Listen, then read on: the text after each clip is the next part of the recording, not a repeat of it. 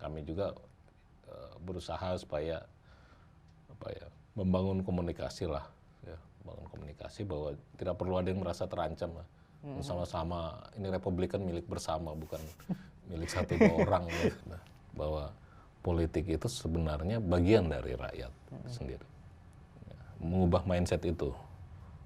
Jadi yang tadi ya, mindset top down, segala sesuatu dibiayai dari atas, segala sesuatu ditopang dari atas atau dikatrol dari atas, ini kita ubah mindsetnya itu sehingga kawan-kawan itu, tapi perlahan-lahan akhirnya terbentuk mindset bahwa partai ini bisa dibentuk dari gotong royong, jangan dijegal di tengah jalan. Gitu.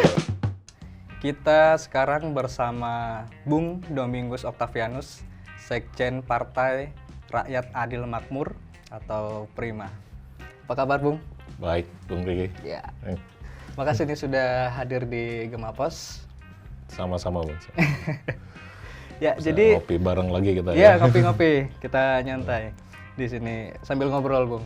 Karena kayaknya hari ini Prima ini sedang semangat sekali gitu untuk masuk dalam ikut serta dalam pemilu 2024. Bung, kabar-kabarnya ini kan teman-teman bisa melihat nih di luaran, di media bahwa hari ini Partai Prima itu sedang melakukan upaya untuk maju sebagai partai peserta pemilu di 2024. Cuman masih banyak nih yang belum tahu sebenarnya Partai Prima itu apa sih, Bung?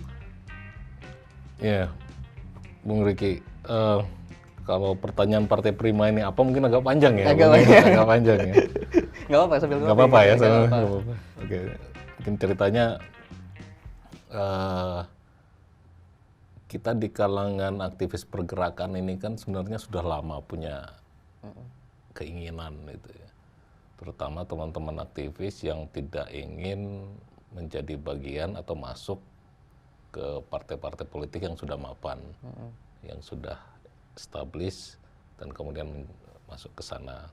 Nah, ini di sebagian teman-teman aktivis itu punya keinginan untuk bagaimana kita punya satu alat politik sendiri, karena akan berbeda situasinya ketika kita masuk menjadi bagian dari partai yang sudah mapan dengan kondisi yang sudah ada dibandingkan dengan membangun sendiri partai politik ya dari kalangan aktivis dengan latar belakang yang meskipun beragam tapi punya kesamaan-kesamaan dalam hal apa bisa dibilang cita-cita atau ya yang lebih spesifik memandang persoalan ya yang ada di bangsa ini.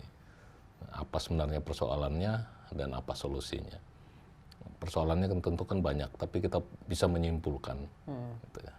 Dari sekian banyak fenomena banyak, mungkin ratusan atau ribuan persoalan itu kita bisa simpulkan ke dalam satu, apa ini sebenarnya masalahnya itu. Jadi ini sebenarnya partainya teman-teman aktivis juga rakyat biasa ya? Betul. Partainya rakyat biasa.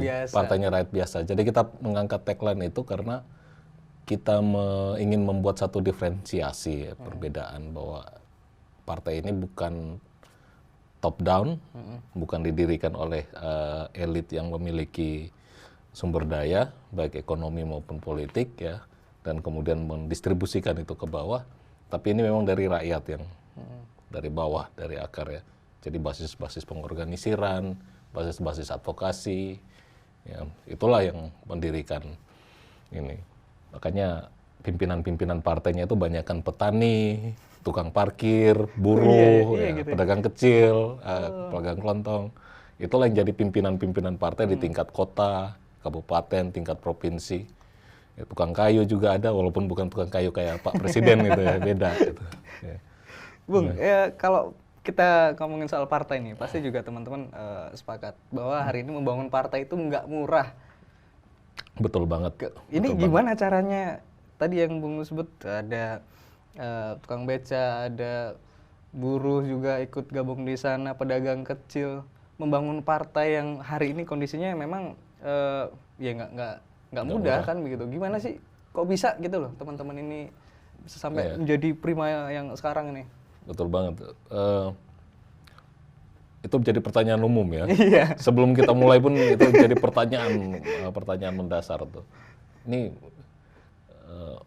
kalau istilahnya tuh ya, uangnya dari mana? Uangnya dari mana? Gitu, Iya. Dengan kondisi politik sekarang. Sementara latar belakangnya yang di pimpinan nasionalnya atau di pimpinan wilayahnya sebagian besar aktivis, ataupun ya dari rakyat biasa juga kalau bisa dibilang aktivis itu kan, bukan orang yang punya kemampuan modal besar dan sebagainya. Nah ini yang pertama kali kita lakukan tuh memang mengubah mindset, mengubah mindset dalam politik ini, bahwa politik bukan sesuatu yang jauh dari rakyat sebenarnya dan seharusnya, bahwa politik itu sebenarnya bagian dari rakyat sendiri. Mengubah mindset itu, jadi yang tadi ya mindset top down, segala sesuatu dibiayai dari atas, segala sesuatu ditopang dari atas atau dikatrol dari atas, ini kita ubah mindsetnya itu sehingga kawan-kawan itu perlahan-lahan ya memang tidak butuh proses, tapi perlahan-lahan akhirnya terbentuk mindset bahwa partai ini bisa dibentuk dari gotong royong bersamaan dengan membawa gagasan. Ini kita partai kita, punyanya rakyat biasa, punya rakyat biasa partai kita, dan kita harus punya kemampuan untuk mendirikan ini. Dan kita meminimalisir pengeluaran-pengeluaran yang memang yang tidak gitu. Bahkan untuk yang sederhana ya. Misalnya ada kewajiban dalam undang-undang pemilu itu harus punya sekretariat. Setiap provinsi, setiap kabupaten dan pusat tentu saja itu harus punya sekretariat. Kantor tetap. Gimana caranya nih? Ya udah rumahnya aja dijadikan sekretariat. Rumah anggota, rumah pengurus atau anggota yang mau merelakan rumahnya, ini udah dipinjam pakai menjadi sekretariat. Depan rumahnya dipasang pelang. Ya kan? Dia agak dirapikan sedikit, kasih meja tamu, kasih gambar presiden, wakil presiden, burung garuda gitu ya. Nah itu, jadi bagaimana kita mensiasati semua pengeluaran partai itu, termasuk untuk misalnya mau mengadakan pertemuan-pertemuan atau event-event. Ya jangan harapkan ada sumbangan atau apa gitu kan dari pusat. Ya silakan dengan Tapi dengan kondisi gitu ada yang tertarik ya untuk jadi pengurus, untuk jadi anggota di Prima? Itu menjadi menarik kadang-kadang ya. Oh gitu. Sebagian memang tidak merata. Ada juga sebagian yang mindsetnya masih sama. Ini kok pusat nggak memberikan suntikan dana gitu. Support. Ini ya kita sampaikan, ini partai kita, bukan partainya pusat, bukan partainya ketua umum, bukan partainya sekjen. Ini partai kita. Kalau menang semua kita sama-sama diuntungkan, kalau kalah kita sama-sama merasakan gitu. Jadi ada kebersamaan bahwa ini satu tubuh kita ini. Jadi bukan milik siapa-siapa, partai ini memang benar-benar milik kawan-kawan semua. Jadi upaya-upaya seperti ini yang kita lakukan terus ke teman-teman. Ya, misalnya sampai sekarang kita sampai 34 provinsi, 423 kota kabupaten, ya. Kemudian sekitar 3.600-an kecamatan. Ya, dan kemarin kita menyampaikan dokumen sebanyak 365.000 dokumen keanggotaan. Nah, itu dari situ, dari kerja-kerja itu. Termasuk kerja mengumpulkan KTP itu. Kawan-kawan ya gotong royong. Mengumpulkan KTP, ayo. Ini kan syaratnya kan sedikit tidak masuk akal ya sebenarnya ya. Itu sambil ngopi dulu kita. Jadi keberurusan deh, silakan. Menarik ini, Partai Prima, partainya rakyat biasa. 99%. 99% lawan 1%. Jadi kita mengangkat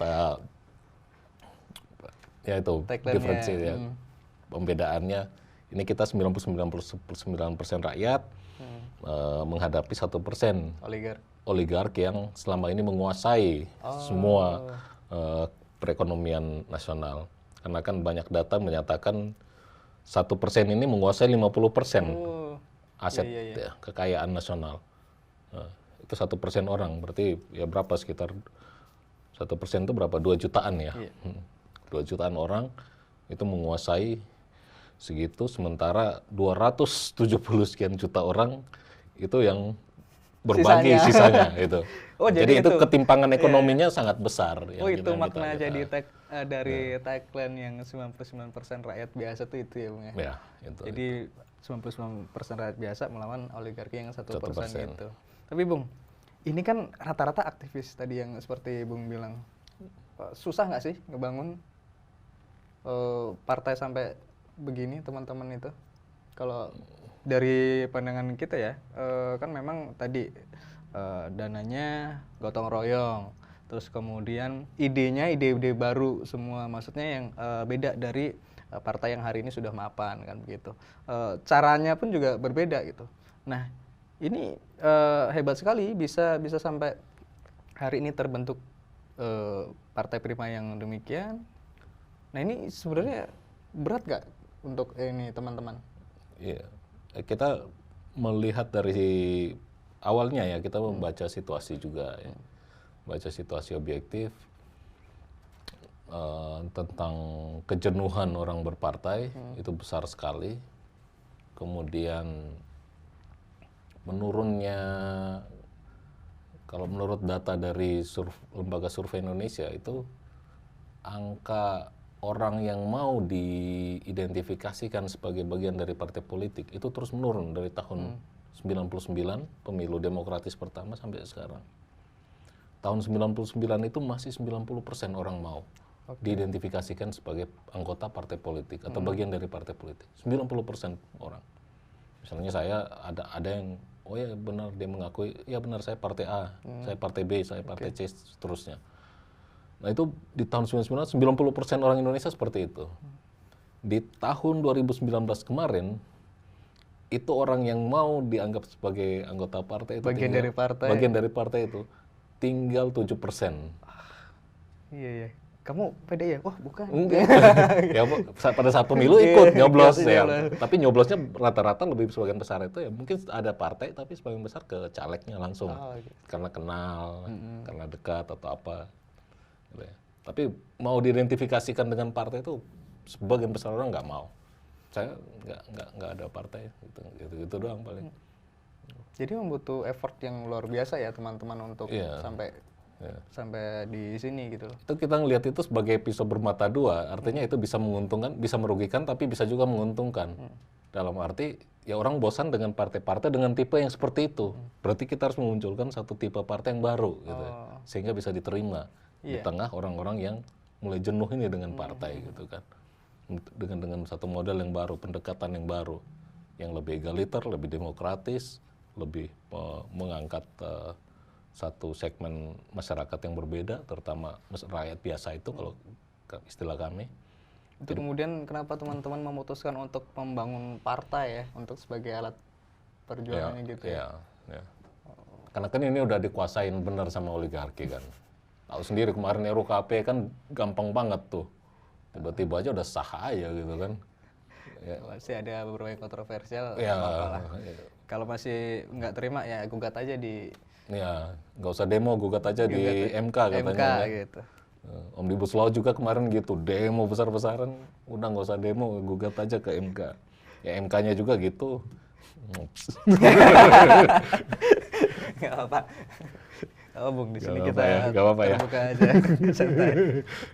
Ya Bung, ini kan kabarnya Partai Prima sudah menyiapkan diri untuk ikut nanti dalam pemilu 2024 dengan semua upayanya ya, tadi mengumpulkan mencukupi semua persyaratan yang diperlukan. Ya.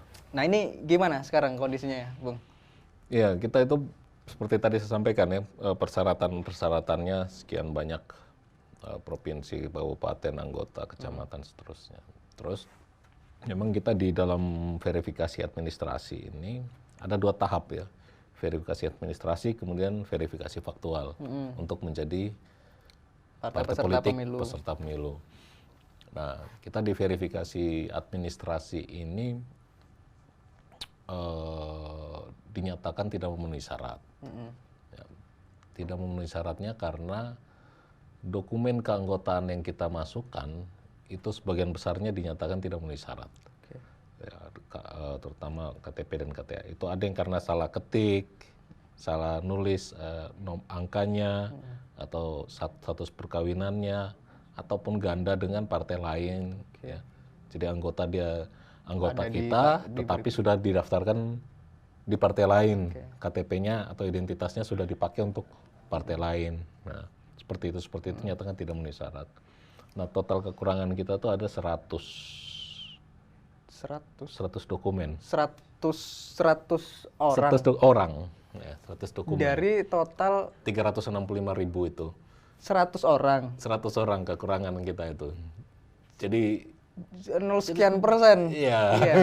Sedikit sekali. Terus upayanya gimana? Nah, ini upayanya kita kesempatannya ada lewat petun. Itu kita sudah mengajukan, masih sedang dalam proses. Misalnya di petun ini ternyata kita tidak bisa mendapatkan hasil yang kita harapkan, artinya kita akan kita akan menunggu putusan KPU di tanggal 14 Desember besok, minggu depan. Nah, minggu depan itu ada keputusan final dari KPU, bukan final ya, keputusan akhir dari KPU tentang partai politik yang menjadi peserta pemilu 2024. Pengumumannya. Tapi kemarin sepertinya sudah mengajukan ke Bawaslu, terus kemudian dikasih waktu untuk perbaikan. Ya betul. Nah itu yang hasilnya yang saya tadi sampaikan itu. Jadi kita sudah sempat menggugat bersama dengan beberapa partai yang lain. Putusannya kita diperlakukan sama dengan partai yang lain nih, disuruh sama semuanya, ngulang lagi proses verifikasinya segala macam, perbaikan dan verifikasi segala macam. Nah, hasilnya yaitu kekurangan 100 orang itu, 100 dokumen. 100 itu di mana, Bung, posisinya? Maksudnya Papua. Di Papua aja? Di Provinsi Papua, ada 6 kabupaten di Papua yang kita. Oh, jadi total 100 dokumen itu kekurangannya itu di daerah Papua aja. Ya. Sisanya itu udah benar semua? Udah memenuhi syarat semua, udah lolos semua kita. Jadi ya makanya agak menimbulkan sedikit ini juga kita, kenapa di Papua gitu kan. Papua ini padahal daerah yang kita cukup percaya diri awalnya, karena kawan-kawan aktivis di sana juga masuk semua ke sini, ke Prima, dan mereka tuh nggak ada yang KTP dari mana-mana, dari sumber-sumber yang nggak jelas itu nggak ada, semuanya didapat langsung dari masyarakat di bawah. Jadi menurut Prima bahwa sebenarnya yang ikut verifikasi keanggotaan yang di Papua itu sudah clear ya? Seharusnya sudah clear ya. Karena ini anggota yang dinyatakan tidak memenuhi syarat, ya, itu bisa kita hadirkan, bisa kita datangkan, bisa kita tunjukkan, dan dia bisa menyatakan benar bahwa dia anggota Prima. Terus kenapa kemudian KPU menyatakan tidak lolos? Karena dokumennya sudah digunakan terlebih dahulu oleh partai yang lain dan dinyatakan memenuhi syarat di partai yang lain. Ini kan masalah kerahasiaan data juga ini kan sebenarnya, hubungannya dengan perdagangan data dan sebagainya. Oh, bisa diminta itu dong?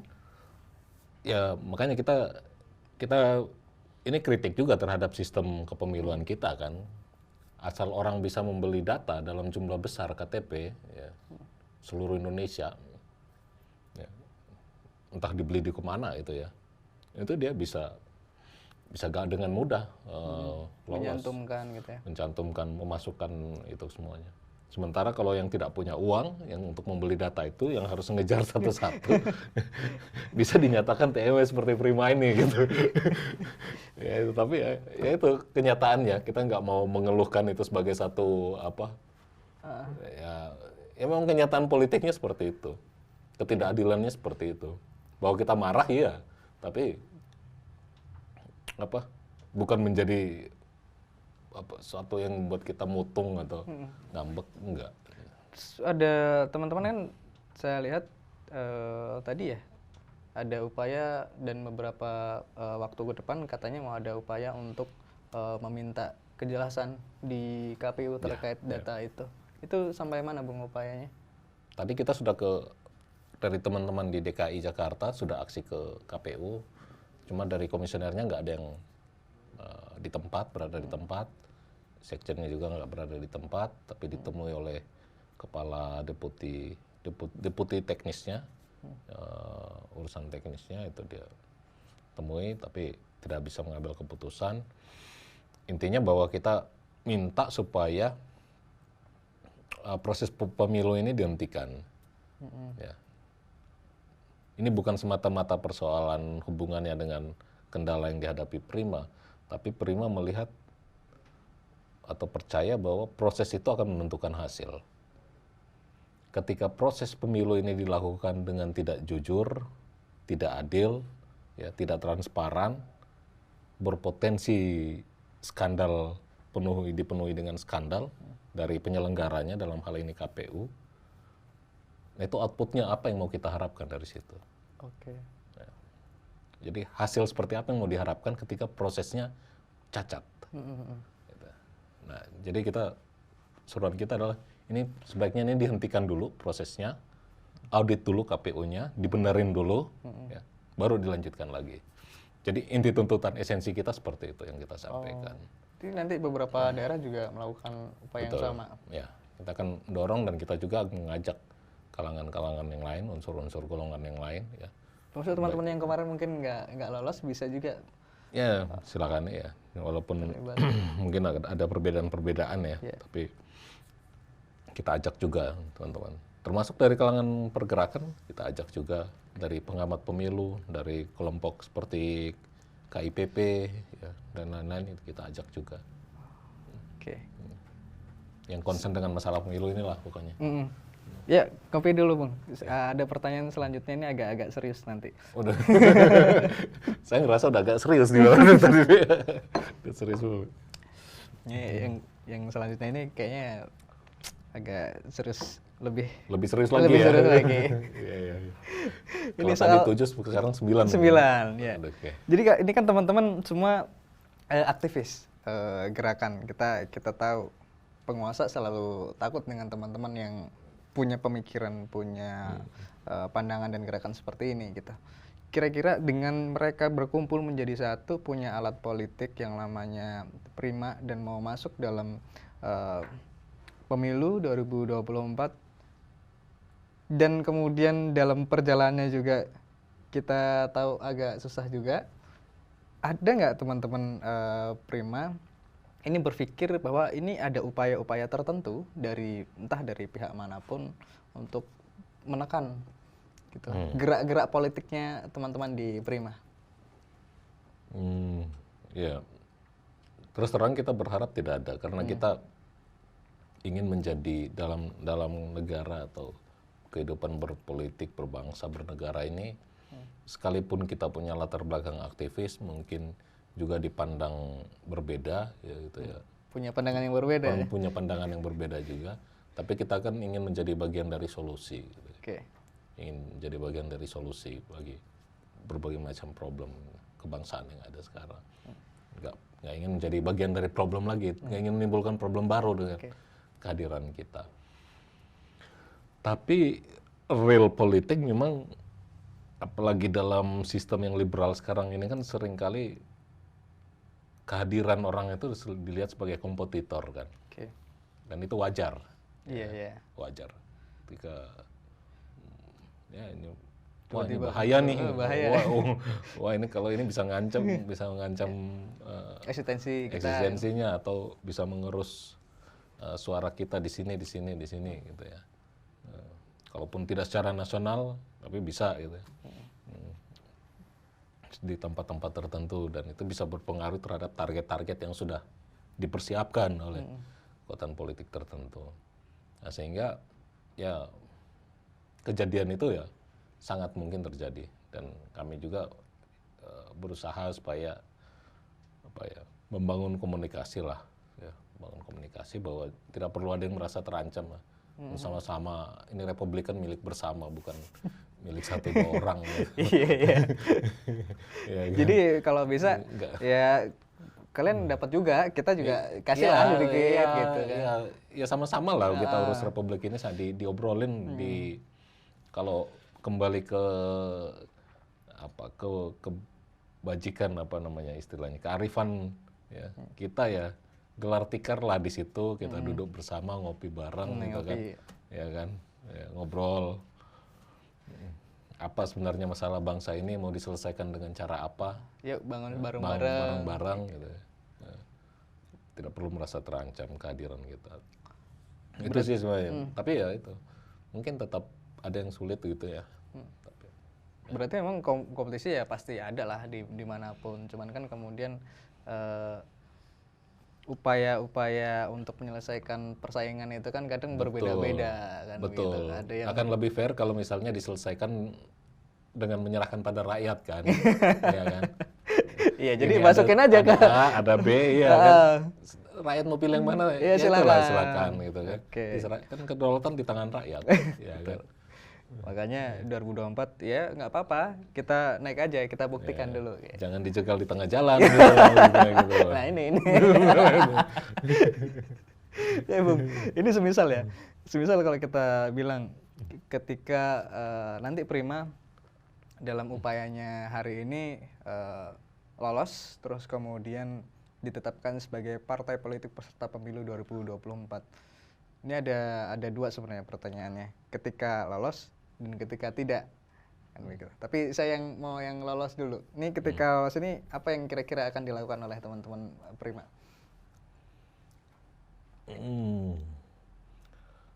Ya, yang pasti kita ingin Prima ini menjadi satu partai yang berbeda tadi ya sudah disampaikan. Kita ingin memberikan warna yang berbeda sehingga dalam hal platform, kemudian dalam hal metode itu kita coba mengelaborasi gagasan maupun cara yang berbeda itu tadi. Dalam hal platform sudah sedikit tadi disampaikan soal ya, rakyat biasa, kemudian problem ketimpangan sosial, kemudian hubungannya dengan demokrasi partisipatoris ya, demokrasi yang melibatkan rakyat, menyelesaikan lebih banyak problem yang sifatnya penting ya, urgent bagi rakyat itu tidak diputuskan oleh segelintir orang tapi lebih baik ditanyakan pada rakyat. Referendum, metode-metode seperti itu yang lebih banyak digunakan. Kemudian dalam hal metode itu tadi ya, terutama di partisipasi rakyat itu kita juga ingin mendorong yang namanya kombinasi dari gerakan parlementer dan ekstra parlementer itu. Karena disitulah yang akan bisa mewujudkan namanya demokrasi berbasis partisipasi rakyat. Ini kan ada dua model demokrasi. Satu demokrasi prosedural, yang kedua demokrasi yang sifatnya substansial, dan demokrasi yang substansial itu adalah demokrasi berbasis partisipasi rakyat itu tadi. Nah, yang prosedural ini apa? Prosedural ini ya semata-mata demokrasi yang diurus oleh segelintir oligarki untuk bagi kekuasaan di antara mereka saja. Outputnya ujungnya itu. Dari berdemokrasinya, ini demokrasinya oligarki, demokrasi prosedural ini. Jadi kalau kita berkaca sekarang kayaknya yang itu deh gitu. Iya. Cuma mereka aja pemilu ataupun lain-lain itu cuma basa-basi aja gitu. Formalitas saja untuk dibuat seolah-olah rakyat ikut ya. Tapi esensinya mereka inilah sebenarnya yang megang. Rakyat ya minta legitimasi saat pemilu, tapi ya nggak ada beban apa-apa untuk mereka melakukan sesuatu yang berbeda ketika selesai pemilu itu. Nah, ini kita ingin dorong itu satu-satu ini. Nah, ya lebih banyak kalau di teman-teman yang lain ini mungkin Rizky ini mungkin ada latar belakang sedikit ini ya Bung ya. Ada sedikit irisan di pergerakan gitu, jadi pertanyaannya lebih ke sana. Tapi kalau di teman-teman yang lain kan lebih banyak nanya Prima targetnya berapa kursi, berapa persen suara, gitu kan? Ya kan? Kalau itu kalau saya nggak bisa berikan jawaban yang firm, tapi yang ingin kita dorong tuh lebih ke situ. Nah, bagaimana mendorong demokrasi yang lebih substansial dan juga bagaimana mendorong agenda-agenda politik platform yang lebih menyentuh pada kebutuhan rakyat, yaitu keadilan sosial itu tadi.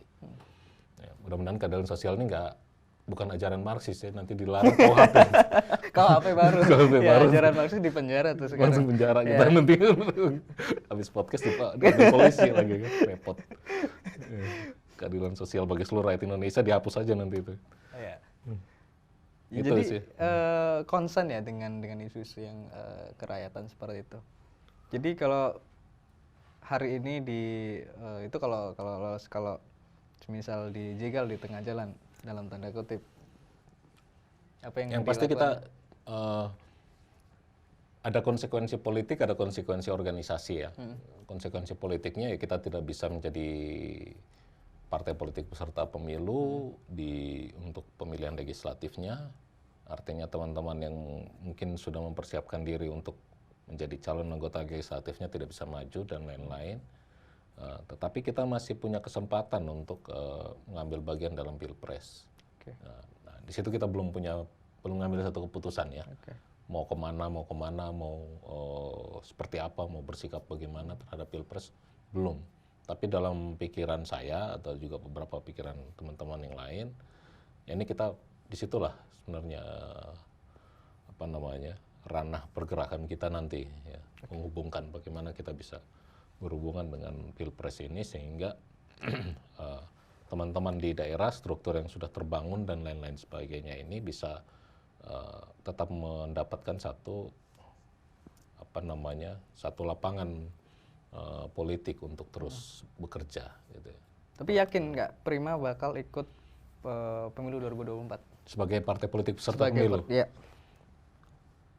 Secara formal yakin. Artinya kami yakin bahwa kalau pengadilan benar-benar jujur ya, misalnya lewat Petun ataupun Bawaslu, kita bisa menyediakan data-data seperti yang tadi, ya, anggota yang dinyatakan TMS, tapi kita punya orangnya, gitu ya. Nah itu kami yakin bahwa kami akan lolos secara hukum ya, tapi secara politik kita perjuangkan, karena kita nggak tahu nih ya siapa nih yang main, yang kemudian di sana seperti apa keputusan kita belum tahu, kita berusaha gitu. Ya, tapi kita perjuangkan ya. Luar biasa sekali pemirsa setia Gemapos, kita ngobrol tadi dengan Bung Domingus Octavianus ya, Bung ya, betul. Siap. Nah, Bung ada ini nggak kalau orang gerakan mungkin orasi ya, tapi mungkin kalau Bung apa gitu untuk teman-teman atau untuk masyarakat, silakan disampaikan ke pesan publik. Itu ya, terus pesan atau kemudian orasi atau penyampaian apa ke masyarakat? Ya, mungkin ini ya soal karena kami sedang berada dalam situasi memperjuangkan hak politik kami. Jadi pesan saya, kita rakyat biasa, rakyat Indonesia harus benar-benar memperjuangkan hak politik kita, karena itulah dasar dari kedaulatan rakyat. Tanpa hak politik rakyat, kedaulatan rakyat itu tidak ada. Nah, ini harus diperjuangkan. Kenapa itu penting? Karena ini yang berhubungan dengan semua persoalan kita yang lain. Masalah ekonomi, masalah jaminan sosial, masalah lapangan kerja, dan semua persoalan lain-lain. Nah, jadi memastikan hak politik rakyat itu dalam setiap proses, terutama mendekati pemilu ini, ya, kita harus diperjuangkan, harus benar-benar memastikan bahwa tidak ada kekuatan politik atau tidak ada elit yang bisa menggiring atau memanipulasi hak politik kita itu menjadi hak politik mereka. Itu saja. Oke, luar biasa sekali. Bung, kalau biasanya aktivis itu ngomongnya menggebu-gebu, kok ini apa namanya, santai sekali sepertinya gitu lah. Tapi luar biasa esensinya, kita bangun saja, tapi esensinya luar biasa. Oke. Udah lama nggak orasi saya. Tadi demo juga saya nggak ikut. Oh gitu. Ya nggak apa-apa, nanti di lain kesempatan kita orasi di Gema Pos. Oke, terima kasih Bung ya atas diskusinya, luar biasa sekali. Pemirsa setia Gema Pos, itu tadi diskusi kita. Kalau mungkin ada pertanyaan atau tambahan diskusi lagi, silahkan nanti komen di YouTube kita. Jangan lupa juga like, komen, dan subscribe. Terima kasih Bung. Sampai jumpa lagi di diskusi selanjutnya. Terima kasih. Orasi lagi.